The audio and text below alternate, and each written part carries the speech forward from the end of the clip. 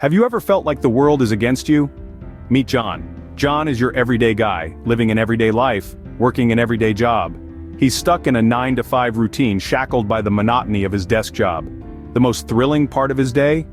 Maybe when the office printer decides to go on a paper jamming spree. Oh, the excitement.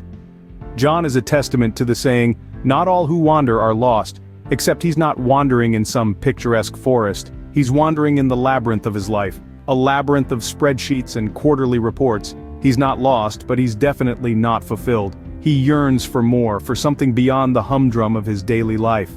His life is like a stale sandwich, the kind you'd find at the back of a fridge. It's not bad, but it's not good either. It's just there, forgotten and unappetizing. And the worst part? He's the one who made the sandwich. He's the architect of his own dissatisfaction, and he knows it. John is like a hamster on a wheel, running and running but never really going anywhere. He's stuck in a cycle of dissatisfaction, a loop of longing. He's like a parched man in a desert, yearning for a drop of satisfaction, but the mirage of fulfillment keeps eluding him. In the grand opera of life, John feels like he's been handed the wrong script.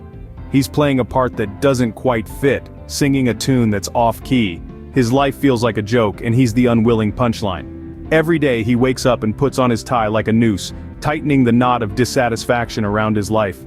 He looks in the mirror and sees a reflection of a man yearning for more, a man stuck in the rut of routine, a man on the brink of a life-altering decision. John had reached a point where he knew something had to change. Ever heard of the saying, "When life gives you lemons, make lemonade"? Well, John's story serves as the perfect testament to that. Picture this. John, a man struggling with life's bitter lemons, stumbles upon a self-improvement book at a coffee shop. Now you might be thinking, oh, another cliché story about finding life's answers in a dusty book on a coffee shop table. And to that I say, why not? Sometimes life's greatest revelations come to us hidden in the most ordinary places. This book was no magic potion, nor was it a secret map to a treasure. It was a simple book, filled with wisdom and insights that would soon transform John's life. He began reading, soaking in the words like a sponge. Each page turned was a step towards a new perspective, a new mindset. He found himself drawn to the book, not just because it promised a way out, but because it encouraged self-improvement, self-education. As he delved deeper into the book, he realized that the power to change his life was in his own hands. His mindset began to shift. He began to see the lemons life threw at him, not as stumbling blocks but as stepping stones towards a better life. He learned the importance of positivity, of looking at the glass half full rather than half empty.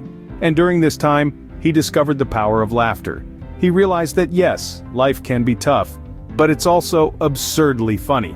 Just like finding profound wisdom in a coffee shop book. It's like ordering a cup of coffee and getting a life lesson on the side. Now, isn't that a 2-for-1 deal? So, what happened next?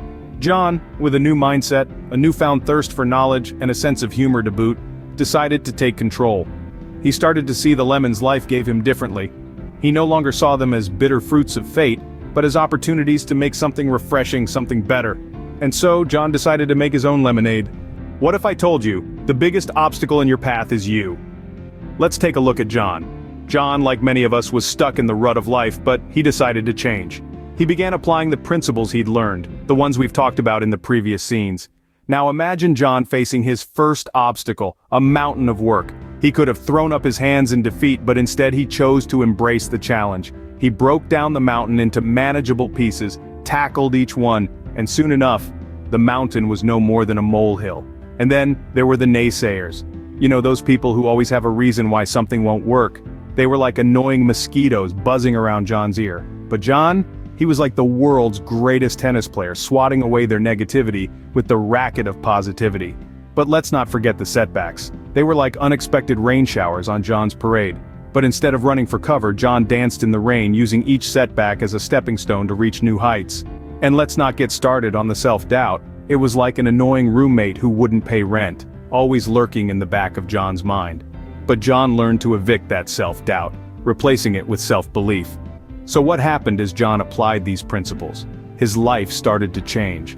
His work became more manageable. The naysayers became background noise, setbacks became opportunities, and self-doubt was replaced with self-confidence. Through it all, John discovered something vital. He realized that determination and resilience were not just fancy words, but the keys to turning his life around. Oh, and the trials and tribulations of self-improvement, they're like trying to peel a banana from the wrong end. You can do it, but it's a lot more fun and a lot less messy if you do it the right way. And so, after all the obstacles, all the setbacks, and all the self-doubt, John had become the hero of his own story. So what can we learn from John's journey? First and foremost, the power of self-education. John's story is a testament that the pursuit of knowledge, even in the face of adversity, can lead to unimaginable heights. Second, the significance of a positive mindset. John wasn't born with a silver spoon in his mouth, but his optimistic outlook set him apart. Let's not forget about determination and resilience. John's story is a reminder that success isn't a straight line. It's a winding road filled with ups, downs, twists, and turns. But with unwavering determination and resilience, you can navigate through it all. Now take a moment to reflect on your own journey. What can you do to elevate yourself? And remember, you don't have to be a John. You could be a Jane, a Joe, or even a Jingleheimer Schmidt. After all, if John could do it, so can you.